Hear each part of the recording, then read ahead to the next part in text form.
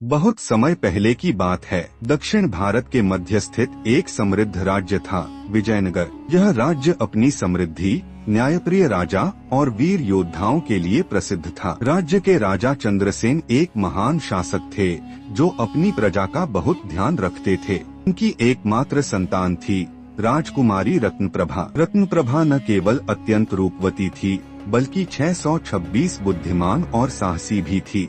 उसने बचपन से ही युद्ध और राजनीति की शिक्षा प्राप्त की थी। राजा चंद्रसेन की सेना का प्रधान सेनापति वीरभद्र था, जिसका पुत्र राजकुमार विक्रम बचपन से ही अद्वितीय पराक्रमी था।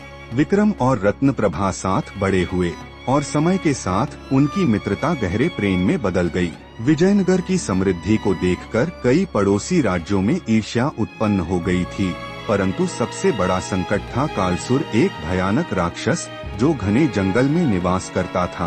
कालसुर के बारे में कहा जाता था कि वह अमर है और उसे कोई भी अस्त्र नहीं मार सकता। एक दिन जब विजयनगर में उत्सव मनाया जा रहा था, तभी आकाश में अंधकार छा गया। बिजली कड़की और एक भयावह गर्जना हुई।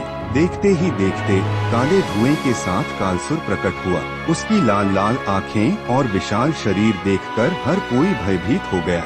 कालसुर ने राजा चंद्रसेन से कहा, हे राजा, मैं कई वर्षों से इस राज्य पर अधिकार करना चाहता था, लेकिन तुम्हारी सेना और तुम्हारे वीर सेनापति मेरी राह में बाधा बनते रहे। परंतु अब मेरी शक्ति पूर्ण हो चुकी है। यदि तुमने अपनी पुत्री रत्नप्रभा को मेरे हवाले नहीं किया, तो मैं तुम्हारे पूरे राज्य को नष्ट कर दूंगा।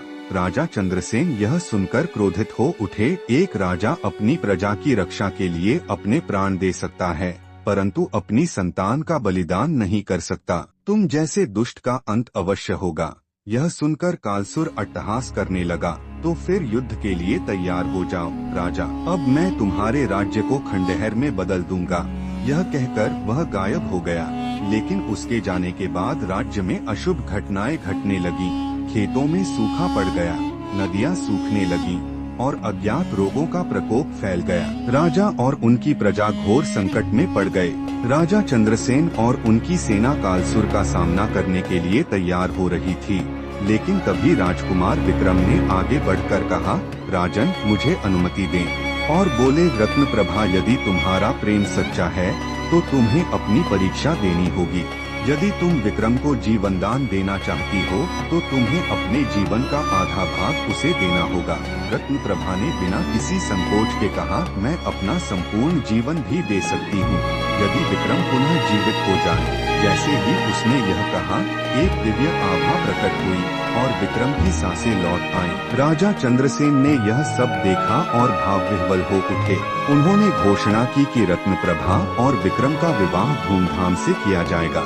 पूरे राज्य में हर्षोल्लास मनाया गया। इस प्रकार राजकुमार विक्रम ने अपने प्रेम और साहस